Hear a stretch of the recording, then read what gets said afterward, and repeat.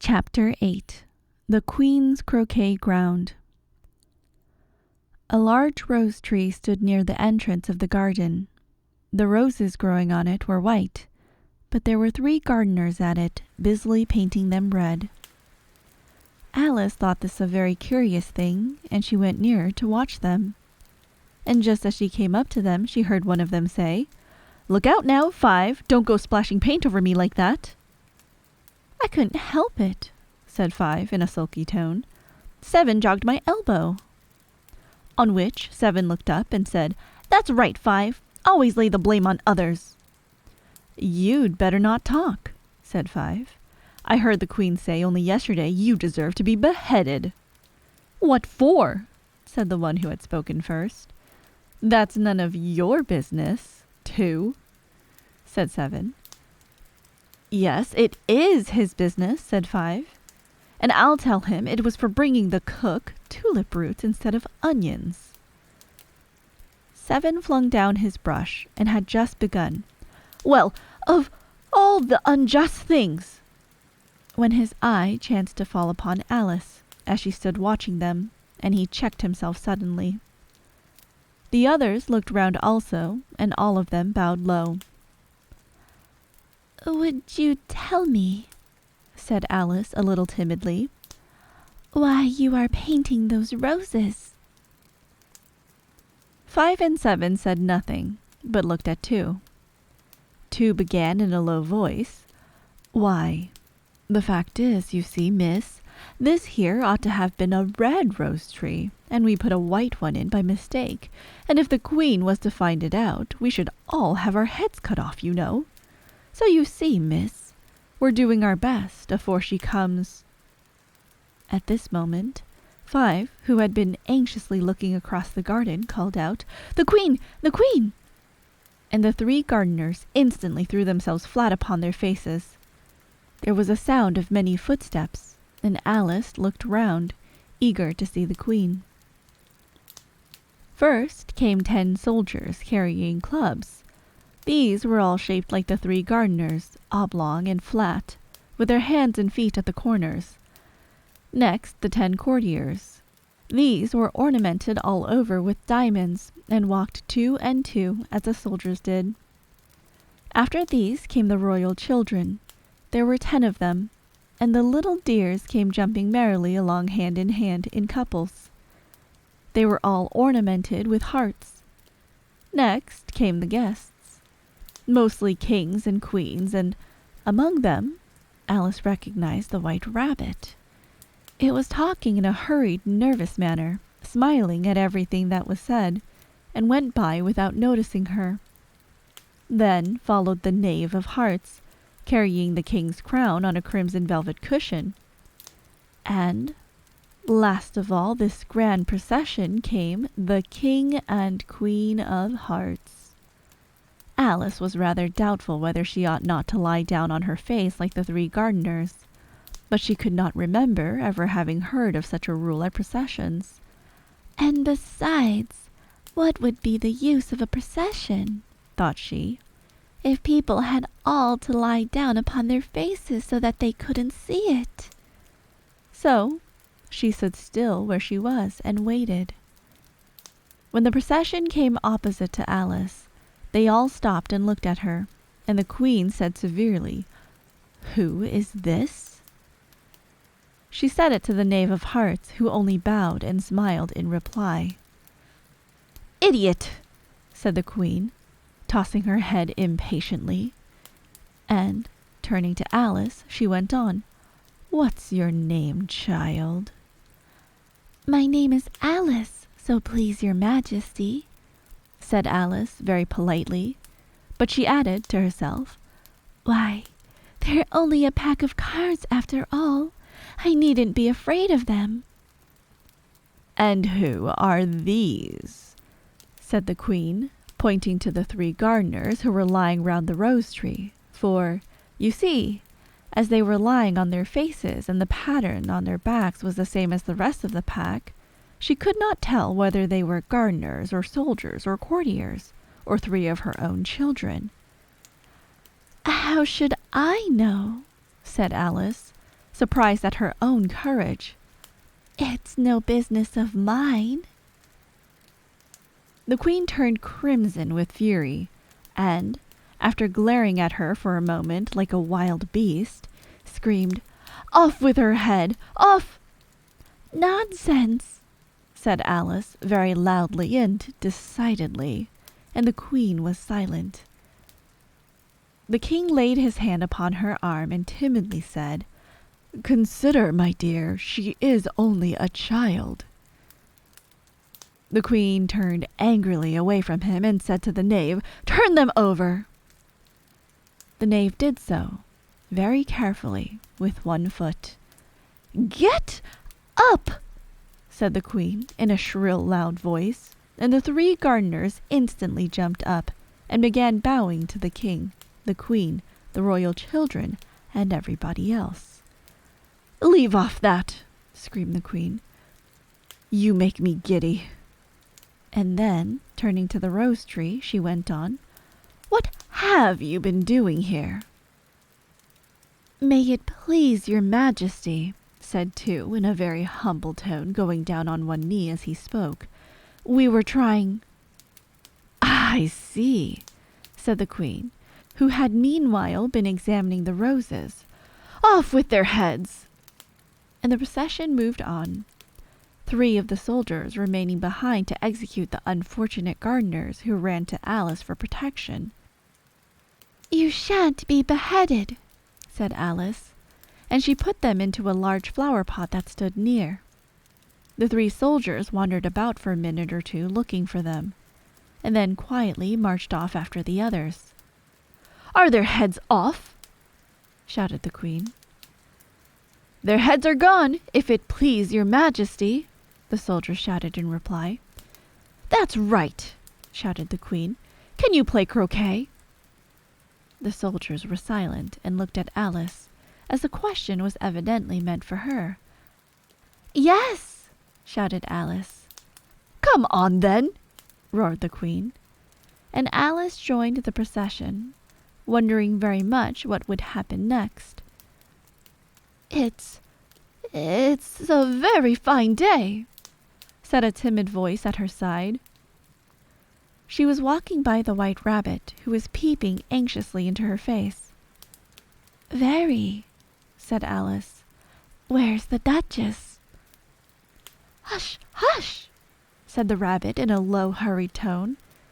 He looked anxiously over his shoulder as he spoke, and then raised himself upon tiptoe, put his mouth close to her ear, and whispered, "She's under sentence of execution." "What for?" said Alice. "Did you say, 'What a pity'?" the rabbit asked. "No, I didn't," said Alice. "I don't think it's at all a pity. I said, 'What for?'" "She boxed the queen's ears," the rabbit began. Alice gave a little scream of laughter. "Oh, hush!"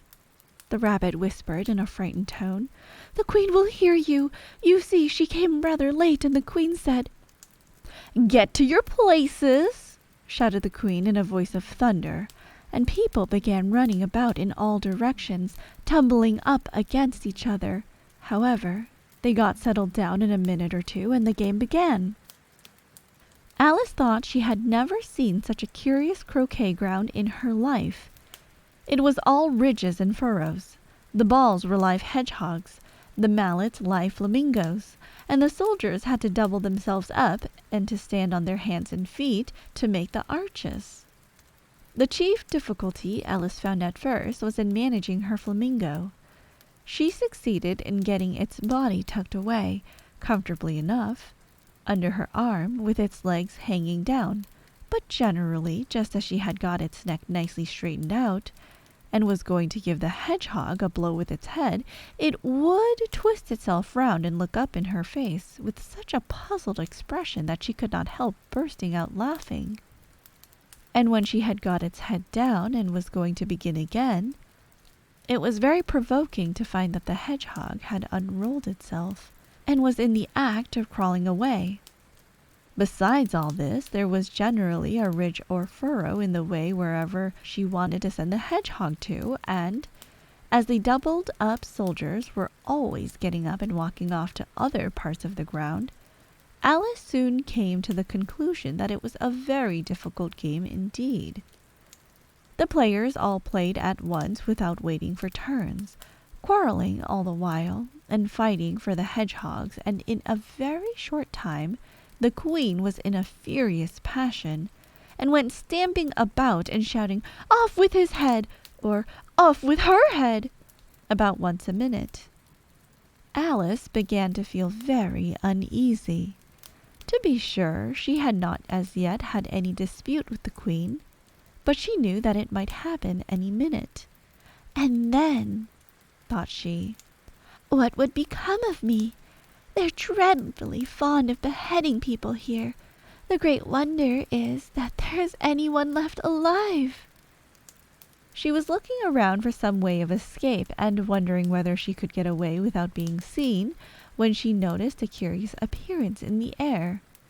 It puzzled her very much at first, but after watching it a minute or two, she made it out to be a grin, and she said to herself, "It's the Cheshire Cat. Now I shall have somebody to talk to." "How are you getting on?" said the cat, as soon as there was mouth enough for it to speak with. Alice waited till the eyes appeared, and then nodded. "It's no use speaking to it," she thought, "till its ears have come, or at least one of them." In another minute the whole head appeared, and then Alice put down her flamingo and began an account of the game, feeling very glad she had someone to listen to her. The cat seemed to think that there was enough of it now in sight, and that no more of it appeared. "I don't think they play at all fairly," Alice began in rather a complaining tone, "and they all quarrel so dreadfully one can't hear oneself speak, and they don't seem to have any rules in particular. At least, if there were, nobody attends to them, and you've no idea how confusing it is, all the things being alive. For instance, there's the arch I've got to go through next, walking about at the other end of the ground, and I should have croqueted the queen's hedgehog just now, only it ran away when it saw mine coming." "How do you like the queen?" said the cat in a low voice. "Not at all," said Alice. "She's so extremely—" Just then she noticed that the queen was close behind her, listening, so she went on, "likely to win, that it's hardly worth while finishing the game." The queen smiled and passed on. "Who are you talking to?" said the king, going up to Alice, and looking at the cat's head with great curiosity. "It's a friend of mine, a Cheshire Cat," said Alice. "Allow me to introduce it." "I don't like the look of it at all," said the king. "However, it may kiss my hand if it likes." "I'd rather not," the cat remarked. "Don't be impertinent," said the king, "and don't look at me like that." He got behind Alice as he spoke. "A cat may look at a king," said Alice. "I've read that in some book, but I don't remember where."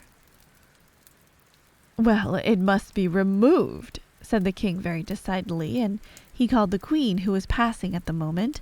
"My dear, I wish you would have this cat removed." The queen had only one way of settling all difficulties, great or small. "Off with his head," she said, without even looking round. "I'll fetch the executioner myself," said the king eagerly, and he hurried off. Alice thought she might as well go back and see how the game was going on, as she heard the queen's voice in the distance screaming with passion. She had already heard her sentence 3 of the players to be executed for having missed their turns, and she did not like the look of things at all, as the game was in such confusion that she never knew whether it was her turn or not. So she went in search of her hedgehog. The hedgehog was engaged in a fight with another hedgehog, which seemed to Alice an excellent opportunity for croqueting one of them with the other. The only difficulty was that her flamingo was gone across to the other side of the garden, where Alice could see it trying in a helpless sort of way to fly up to a tree. By the time she had caught the flamingo and brought it back, the fight was over, and both the hedgehogs were out of sight. "But it doesn't matter much," thought Alice, "as all the arches are gone from this side of the ground." So she tucked it away under her arm that it might not escape again, and went back for a little more conversation with her friend. When she got back to the Cheshire Cat, she was surprised to find quite a large crowd collected round it. There was a dispute going on between the executioner, the king, and the queen, who were all talking at once, while all the rest were quite silent and looked very uncomfortable. The moment Alice appeared, she was appealed to by all three to settle the question, and they repeated their arguments to her, though, as they all spoke at once, she found it very hard indeed to make out exactly what they said. The executioner's argument was that if you couldn't cut off a head unless there was a body to cut it from, that he had never had to do such a thing before, and he wasn't going to begin at his time of life. The king's argument was that anything that had had a head could be beheaded, and that you weren't to talk nonsense. The queen's argument was that if something wasn't done about it in less than no time, she'd have everybody executed all round. It was this last remark that had made the whole party look so grave and anxious. Alice could think of nothing else to say but, "It belongs to the Duchess. You'd better ask her about it."